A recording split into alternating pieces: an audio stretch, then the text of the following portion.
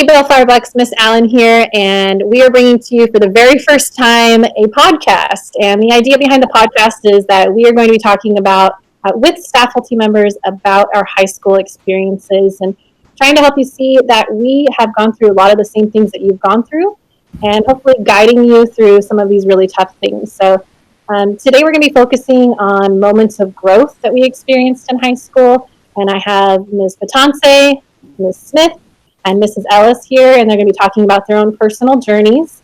And in the future, we're going to be talking about additional tough topics, things that kids go through, because we don't want you to feel alone. And now that we're, out of high school, all of us are about 20 years out of high school at this point. Wow, we want to just help you with whatever it is that you're going through. So thank you so much for joining us. I've already talked to you guys a little bit about your stories, and I know some of your stories because we're friends. But I would love for you guys to share kind of where you came from and what your high school experience was like. So, Mrs. Ellis? Hi. Well, I graduated in 1997 from South High School in Torrance, and the demographics there is probably about 50% white and 30 to 40% Asian, and I don't know, whatever the rest is, a mixture of what's left. And I was a poor kid in a rich neighborhood, and so that was always kind of tough. I don't know what's worse, being a poor kid in a poor neighborhood or a poor kid in a rich neighborhood, but each to its own has its struggle. So we talked a little bit before this time about how at high school levels are certain cliques and people have certain cultures and music, and we all kind of fall into these different areas, and it changes throughout the years. Each decade or maybe in a few years, it kind of evolves into different cliques. So when I was in high school, we had surfers, jocks, we had cheerleaders, drama kids, skaters, we had people who are really into school, highly academic. We had the kind of kids that I hung out with which were into music, like punk and goth, and everything in between. And depending on what kind of group you were in, I guess you kind of identified with that group. And sometimes you wanted to dress a certain way or have certain kind of clothes, like labels, and have certain brands. And that was really important when we were in high school. And I see that as something that is present today as well, to have these certain brands of high school. Of clothes while in high school. When we were in high school, it was like, what was it? Guess, jeans, Bongo, Birkenstocks, and it changes. But that was extremely important, to be materialistic and to show what you had. And I think one of the changing moments in my life was when I was a senior. My mom got cancer, and suddenly those things didn't matter anymore at all, but health did. Health was really important. Health was wealth. And that is a changing moment in my time in high school, when I started not to care what I looked like in terms of what kind of clothes I was wearing, but to value my health. Okay. Batansa here. I graduated in 1995 from Mayfair High School. And when I went to Mayfair, it was definitely different than what it is right now.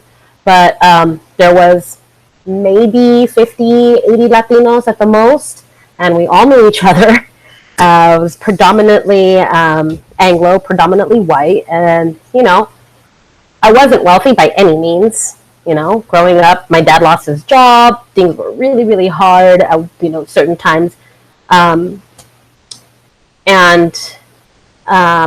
when you go to high school and you have some kids where mommy and daddy are giving them their Corvettes, that's their first car, is the hand-me-down Corvette. And it's just like, Mom, Dad, what am I going to get? You have 2 feet. Go ahead. Walk to school. But kind of like the growing aha moment for me was when my dad took us to TJ. And we had been to Tijuana for, I forget, like in the past. But I was about maybe 14-ish. I forget. It's been a long time. But that was the time that I really remember going to Tijuana. I had been in the past, but I don't recall those experiences. But that time we had gone, and I remember kind of looking at like where people were living, and I was kind of like Mrs. Ellis. You know, my sister and I, we put a lot of pressure on my poor parents. Like, I wanted the Guess jeans, and, you know, I wanted the Miller's Outpost, which would be like, you know, Hollister for you guys today. So I wanted all of these things, and then I turned around and we saw where people lived, and it was just like, what's that? And Dad's like, that's where people live. But that's like tin. Uh-huh. That house is made out of cardboard. Yeah? Where's their electricity? Do you see that extension cord? That's the electricity. And it just kind of hit home to where we were just like, be really grateful for what we had. And when we came home, and it was just a day trip, because you know, Tijuana is like 2 hours away. It was just a day trip. We came home. My mom said that we just changed. My sister and I were completely different girls. She said that she doesn't know what my dad talked to us about. I don't even remember. I don't even think I can really recall. I think it was just the impact of watching how real, genuine poverty and seeing that. I think it was just kind of like, I have a house. I have a roof over my head. I have food on the table. So it's beans. I'm tired of beans. But there's food on the table. You know what I mean? Rather than, I don't know where I'm going to have food. And so I think that was a big aha moment of not wanting to keeping up with the Kardashians and not wanting to have like all of these name brand things and where are my Gucci shoes? You know, where's my Gucci belt? It wasn't about that. It was more of really appreciating everything that we were blessed with. So big aha moment there. Witnessing somebody else's real poverty. So. Yeah, I really like, you know, talking about the Kardashians in my classroom. I think that it's important to understand that the title of that show, Keeping Up with the Kardashians, stems back to a saying, you know, keeping up with the Joneses. The idea that you have to keep buying and having these things just so that you are as good as the person, you know, living next to you, the Jones family. So yeah, it's very problematic to idolize a family that just has so much stuff, so much money. You know, is that bringing them happiness? I don't know. Is that changing our perspective in a positive way? You know, when we're watching Kim Kardashian and the new jewelry she has, and it's tough. I mean, I think it's nice to have all of those things, but if that's where you're putting all your stock and value, then I think you kind of have to turn around and really do an introspection of who you are as an individual, who you are as a person. Like, are you valuing, do you put more value in your iPhone? It's not an iPhone. But you put more value in your iPhone over put this, and I know this is hard for some people, put it away, spend 30 minutes a day with your family. If you can't do that, then I think it's time to really kind of look in yourself, look in the mirror. Who are you? I totally agree with that. And valuing materialistic things as opposed to moments. Yeah, exactly. You know, if you have a $10 watch or a $10,000 watch, it may seem like it's important, but it's moments that you have with each other. It's all, I mean, being in quarantine, maybe you're thinking a little differently right now. Like, I have had too many moments with my family, but you know, you're going to think about this forever. And I know for me being in quarantine, it slowed things down, and I was like, okay, I don't have to do this, and this. I can value things, and it brought me back to keeping things more simple, because in that sense, you know, things were a little bit more simple in high school when you didn't have all these responsibilities. Yeah, as an adult. Smith, tell us about your high school experience. So there are 4 high schools, public schools in Torrance, where Mrs. Ellis and I grew up. And my school, she went to South High, and my school was like the wrong side of the track school. I went to North High, and everybody knew it. Like, everybody knew that North High. We all know about North High kids. Yep. But I was happy to be there. You know, it was the school that that my mom and my uncle and my aunt attended when they were in school. So that was cool. And when we moved to Torrance, we already had a feeling about like when we moved to North Torrance, we had already lived in like 4 different categorically really bad neighborhoods. When we first moved to California, I shared a bedroom with my mom and my dad and my brother for 2 years at my uncle's house because we couldn't afford anything else. And then that was in Lawndale, which, made North Torrance look like, Beverly Hills or something. And then when we did finally get our own place, it was in Harbor Gateway, which is still Southern California. But if you trace down the 110 freeway all the way down to the port of LA, that whole like a couple blocks on each side of the freeway is still technically Los Angeles, patrolled by LA County Sheriff, not very well. It was super, and again, it was the 4 of us in a 2-bedroom. So when we moved to Torrance to live in the house that my mom grew up in, it was actually, like the biggest house I've ever seen, and it was like, hey, Smith, in case you didn't know, you're glitching on us, okay? While she's getting it situated, I'll say that my family lived in the Harbor Gate area before we moved to Torrance and Harbor City and the border of Wilmington. And that's when I was really little, so I don't remember that. But my sister is 10 years older, and she didn't graduate high school, but she was arrested when she was 16 for hot wiring cars. Then she went to jail for about 2 years and then got kicked out by my parents.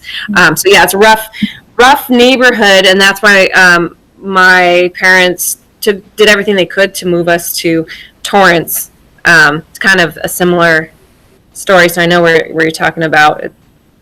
Yeah.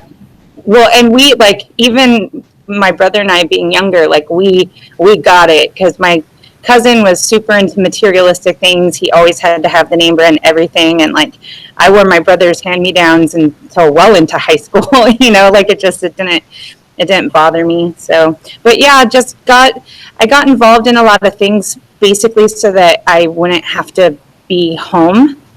My mom worked really hard. She was out of house by 5 every morning. She didn't get home until 5 or 6 every night. And the last thing I wanted to do was be home with just my dad when he was out of work. And so I just found reasons to be out of the house and try to stay as productive as I could. One of the things that when I got to high school, that there's 4 major high schools in the city, so there's a lot of teenagers in Torrance, and we all came from different feeder schools, so there was like 3 or 4 different middle schools that fed into the high school, and being around like so many new people in such a big school and getting to know people and seeing people that I had grown up playing sports with, like doing cheer and being around baseball and softball my whole life, and seeing the same kids that like I played sports with now at school, like, and getting caught up in going to kickbacks at people's houses after school. Like I was at practice, or I got into sports medicine so that even when my own sport wasn't in season, I was at football practice, basketball practice, wrestling practice, because I made sure that I had a job to do with doing sports medicine.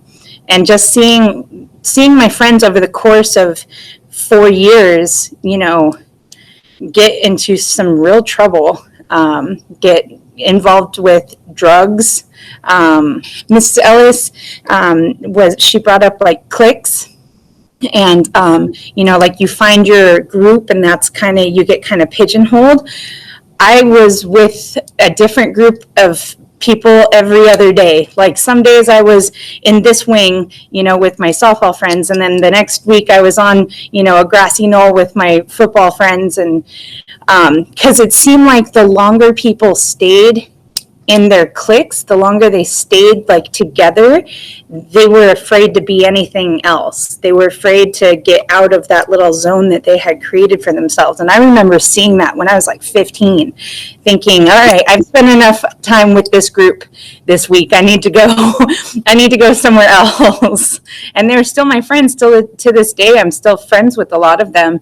But it's, in hindsight, I've seen how different like paths our lives have taken, for sure. That's all.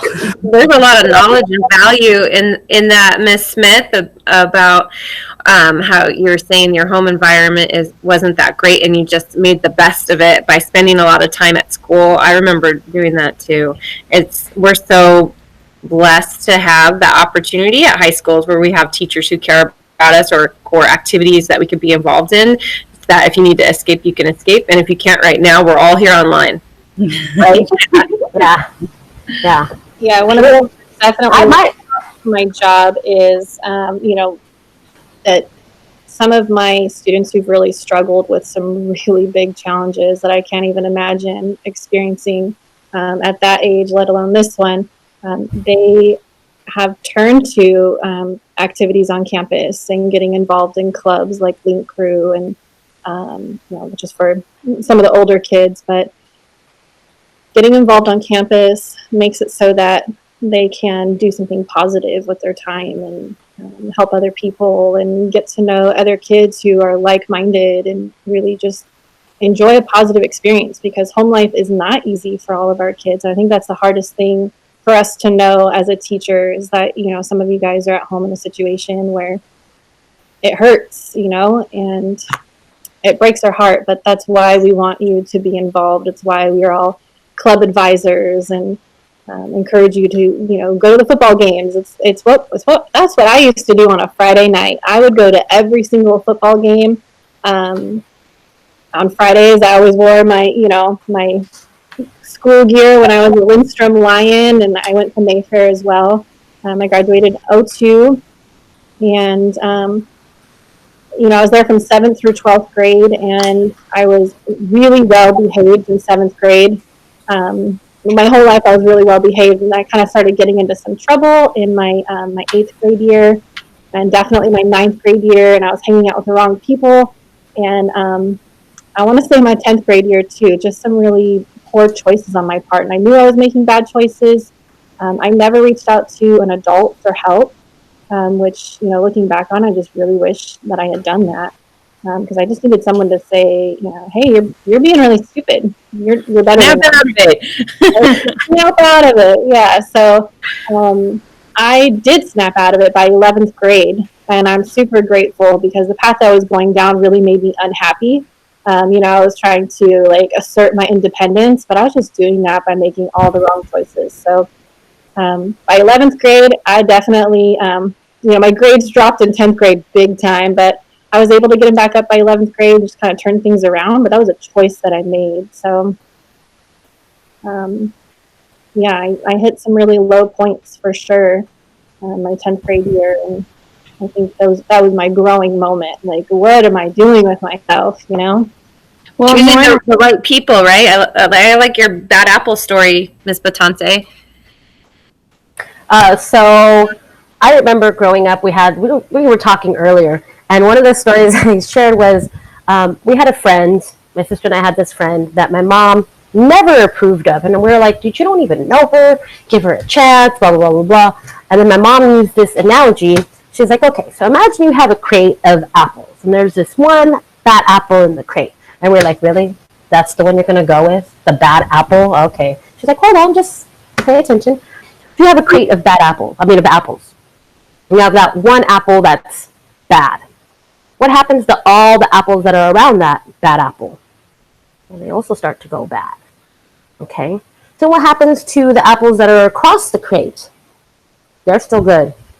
So the only way to save these good apples over here is to take that bad apple and extract it from the crate. So you got to get all those bad apples out of your life. And one of the big things that my parents always told us was that if you look at your friends, and anybody who's been in my class definitely knows this, I would tell you guys, look at your friends. Who they are is a representation of who you are. Birds of a feather flock together. And if you see that and you don't like that, it's time to change it. Okay? And kind of earlier to what Miss Alice was talking about, like giving your energy to people. Don't give your energy to somebody who isn't going to reciprocate that, who isn't going to give you energy back. And what kind of energy are they giving you? So kind of really surround yourself with positive, like-minded people. And the beautiful thing of Smith's story of how jumping from one group, that was me too in high school, jumping from one group to another, is that you can jump group to group and nobody's going to judge that. Mm-hmm. Like, and people will respect you more if you just own who you are. Yeah. And kind of watch who you hang out with. And it's okay to extract yourself from a bad situation that you know is a bad situation. And that doesn't mean that you have to, drop your friend like a bad habit. If any, like you, just like, you need to get positive energy from the people that you choose to surround yourself with. You need to be a force of that positive energy for the people around you. But it gets kind of scary sometimes. Like it gets kind of dicey because it's a really slippery slope between being a positive force for somebody and being a well that they constantly take from. Yes. So, and it doesn't mean that you don't care about your friends, but sometimes you got to cut bait for a little while just to make sure that you're taking care of yourself and like your family and taking care of what you need to take care of because you have goals and you've got things that you want to accomplish. So I think that's a really good point. Yeah, I think it's saying no, right? Sometimes. Oh, sorry, Miss Allen. I didn't mean to interrupt you. I was just going to say sometimes saying no to, you don't have to say yes to everything that somebody asks you to do, especially when you get a job or you have responsibilities or you have a friend who's like, can you do this for me? Can you do that for me? Can you do that? You don't have to say yes to everything. You can save some of the energy for yourself. And that is important to remember because there are people like Miss Smith was saying that will take advantage of that, right? Can you just do my homework for me? Can you, can I borrow some money? Can I borrow some more money and more money? Or will you cover for me? Like say that. Yeah. They're energy suckers. Energy suckers. You don't want those. I would say any friend who asks you to do something that makes you feel uncomfortable, if it happens more than one time, that's probably not, if you're questioning your values, like one time I remember I was in high school and I was with this group of kids that I normally don't hang out with, and we were in a car and we were driving by this house that had like these topiaries, these two dolphin bushes shaped like dolphins. And on the dolphins, it was Christmas time, they put these two Santa hats. It was probably two 99-cent Santa hats. And I know exactly what house you're talking about, Miss Allen. And so I was with these kids, and they jumped out of the car, and they stole the two hats from the house. And I was, who is right. I think that, it wasn't a huge loss for the house, but that wasn't our stuff. And I felt so uncomfortable in that moment. And I was older at that time. I think I was in 11th grade, and I already decided, like, I'm not hanging out with these people again. That wasn't okay. I'm hurting somebody else. There's no reason to hurt anybody else for any reason. And so those aren't my people. And I didn't hang out with them. And they were kind of the cool kids. And I'm like, I'm going to go hang out with the nice kids. Everything I do should be helping somebody else. I really think we're on this planet to support each other. We're here to help each other, and that was just mean-spirited, even if it was a big deal to them. It was mean. Yeah. People would teepee. I remember that in my 9th grade year. They would teepee people. Big in Florence. Yeah, and I was like, why are you doing this to someone's house? Why would you teepee someone's house? I guess it's not that, it's just being silly or playing a prank, but I remember feeling the same way as you, Miss Allen. Like, that's just really not nice, and someone has to clean that. And I guess it's because my parents would always work so hard. It's like they were always exhausted all the time doing whatever, and so like Miss Smith was saying, like, I never wanted to like create any more burden on my own parents. Right. If I was not perfect, at least I'd be not perfect away from them. I'd have all my other friends and other teachers to reach out to if I needed something. Yeah, and Melissa, I'm glad that you bring up that point, and it's something that Miss Allen, you mentioned earlier about making a choice as a teenager, like making a choice whether or not you have an adult in your life that you can talk to. And it doesn't necessarily have to be like a family member. It could be a trusted adult at school or at church or whatever. But if you've ever been in my classroom, you've heard about how it's not your fault. It's your dumb teenage brain. It's your frontal lobe that doesn't fully develop until you're in your 20s, and it's your decision-making center, and it is the thing that tells you should probably not be doing this, and it's sometimes you need an adult in your life to be your frontal lobe because you don't have yours. It's not grown in yet. So important. So important, Miss Smith. That was perfect. Well, thank you guys so much for sharing your stories. I think what I want, what we all want you guys, our listeners, to take away is that we were not perfect. We made mistakes, and we're human, and we've gotten in trouble, and we've gotten out of it. And we struggle. We're happy, but we struggle. We face all the same human challenges, and anything that's happening to you now, the feelings that you're feeling now, we have felt them. So when we say, reach out to a teacher, I mean, like, raise your hand if you're a teacher that wants to help students emotionally, right? Like, all of us, we're here for you. We care about you so much. I wish that you knew how much we love our jobs and how much we love the population that we work with and how blessed we feel every day. We talk about it with each other. I would say weekly on our group chat. We're just kind of like, you know what? I love my job. I love my coworkers, and we're just really lucky. So thank you so much for sharing your stories. We're going to have more podcasts coming at you with more specific topics. If you're interested in a specific topic, you can reach out to us on our We Are Bellflower app. We're going to get different teachers every week, so we do hope to see you guys back. But thank you so much. Thank you. Bye. Bye. Thanks, Alan.